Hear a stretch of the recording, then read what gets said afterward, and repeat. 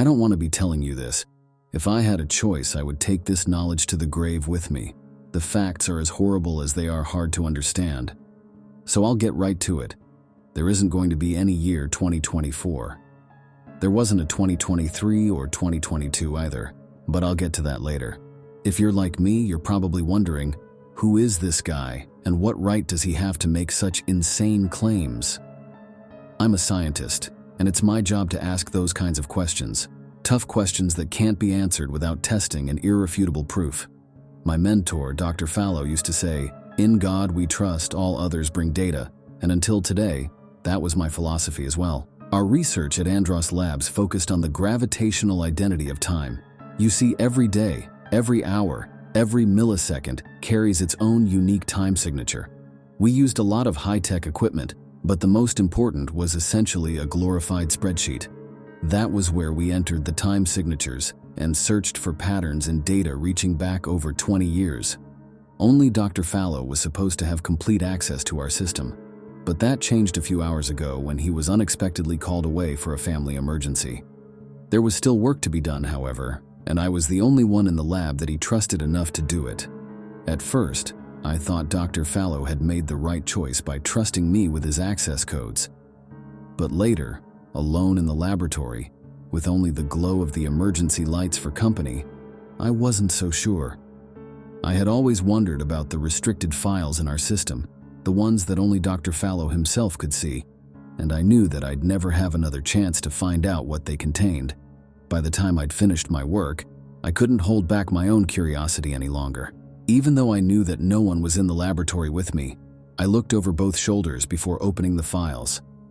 I had expected to find something mind-blowing, maybe even scandalous, but all I found was another set of spreadsheets. They were identical to the ones I was used to, but with one minor difference. The time signatures were unchanged since May of 2016. It wasn't long before I realized that this was the real data. Dr. Fallow had been manipulating our instruments to create false readings, and he'd been doing it for years. But why? I couldn't get my head around it. Besides, if his numbers were true, time had stopped advancing 7 years ago. The door slammed. Dr. Fallow swept in, shaking slush from his umbrella. He muttered something about his youngest son having an allergic reaction and asked me how my work was going, but I wasn't listening. I was too busy trying to cover my tracks. I should have known better. Dr. Fallow recognized the kid caught in the cookie jar look on my face, and in 5 quick steps he was looking over my shoulder. There was no way to hide what I was doing. My heart sank. This would mean my job, maybe even criminal charges. Dr. Fallow put a hand on my shoulder. He told me I looked tired and that I should go home and get some rest. I couldn't believe it. I had been accessing classified information and he was just going to let me off the hook? The stern old man tightened his grip on my shoulder. His deep blue eyes were trying to warn me about something, but I couldn't tell what. Not right away. It was only when I stood up from the office chair that I noticed the figure standing in the corner of the room. In the dim lights of the laboratory, who could say how long it had been standing there, watching me? When I looked at it head on, it seemed like just an ordinary man in a black business suit. But out of the corner of my eye, it appeared as something different entirely. Something inhuman and wrong. Something with mottled gray skin and a face that was featureless apart from a gaping, toothless mouth. Something with too many fingers. Something that seemed to slither rather than walk when it moved. I opened my mouth to scream, but Dr. Fallow cut me off. He opened the lab door with a slam and suggested we walk out to our cars together. It was taking all of his strength to keep his voice from shaking. I couldn't resist looking over my shoulder at the figure in the corner as we left, but when I did, it was gone. It hadn't been just my imagination. Dr. Fallow had seen it too, I was sure of it, but he was keeping his mouth shut tight. I had never seen anyone so afraid. Dr. Fallow glanced at each lightless office and empty corridor we passed, as though he expected some unspeakable creature to reach out and drag him inside.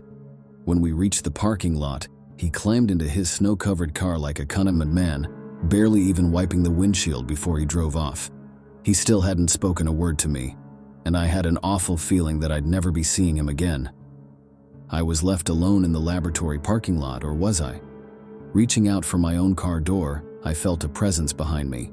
I was sure that if I turned, the figure in the black suit would be there, mere inches behind me, ready to wrap its thin fingers around my throat. Of course, when I did spin around, there was nothing but falling snow. Still, I couldn't shake the feeling that it was there, just beyond the corners of my vision. I told myself that it was just fear and stress, that Dr. Fallow's paranoia was affecting me as well, but I didn't believe it. Not really. Even once I got back home, behind a locked door with a warm cup of tea in my hands, my heartbeat still hadn't slowed down. Time was repeating itself. It should have been impossible, but the data was airtight. Suddenly, I remembered Ted Wu. Ted was an acquaintance from my graduate program, a big sleazy guy who was always surrounded by the odor of weed, Cheetos, and some other nastier smell that I couldn't identify. He bragged that he used the dark web a lot. None of us wanted to think about why, and that he had created a hidden forum there, a place where scientists could share their findings anonymously with one another. Ted disappeared a few years later, but his dark web free speech forum for scientists was still up and running. If there was anyone who could explain the anomaly that I had encountered, that was where I would find them. Sharing my discovery would be a breach of Dr. Fallow's trust, but I had to know. The feeling that some sort of presence was in the room with me kept getting stronger and stronger. I had an awful suspicion that if I didn't uncover the truth soon, I would be insane by morning. I was just about to hit submit when I felt 8 long, multi-jointed fingers close around my head. Its vice-like grip twisted me around, and I found myself face to face with the thing from the laboratory. Up close, the illusion of a dull man in a black suit fell away completely. It hurt to look at, and not just because of its slimy, mottled gray skin and extra limbs. It was how it blinked and shifted, like it was existing in more than 3 dimensions at once. I shut my eyes tight, but I couldn't seal out the noise its mouth made, a dry, raspy sound like wind through dead grass. It was speaking to me, but I couldn't understand its words, not until it wormed one of its cold, slimy fingers into my ear. I squirmed at the invasive sensation, but seconds later something clicked in my brain, and I could understand what it was saying, although I would have preferred not to. "Are you sure you want an answer to your question? Really sure?" I screamed. It tightened its grip until I thought my head would crack like an egg. The pain was unbearable. "Go on, primate. Tell us what you think you know."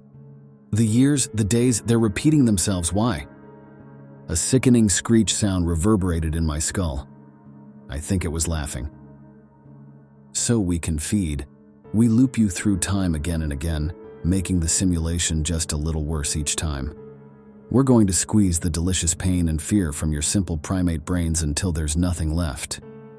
"Please," I whispered, "don't kill me." "Kill you? You mean right now. Whatever for. We have all eternity to kill you as many times as we wish." "No, you have a different purpose. You're going to share the truth with your fellow primates. We'd like to see how they'll handle it at this stage of the simulation." Its mouth curled into an awful imitation of a smile. "We're scientists too, you know." "And if I refuse?" "We could always drop you down a few levels in the simulation. Why don't you take a look at what's coming in a few of your so-called years and tell us what you think?" A cold, dusty wind blasted my face. My eyes snapped open.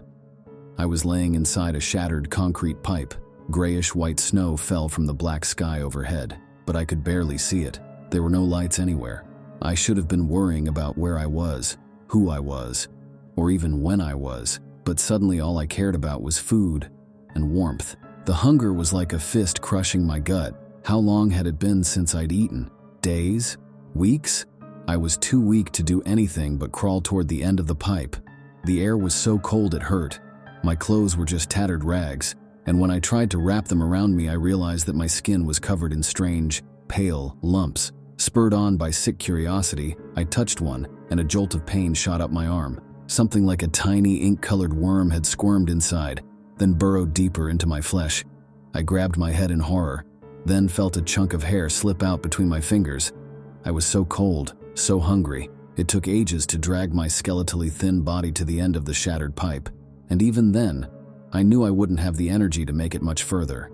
There was no food, no shelter from the blistering cold, and it wasn't just the wind that was howling. 4 blacker-than-black shapes were loping toward me through the darkness.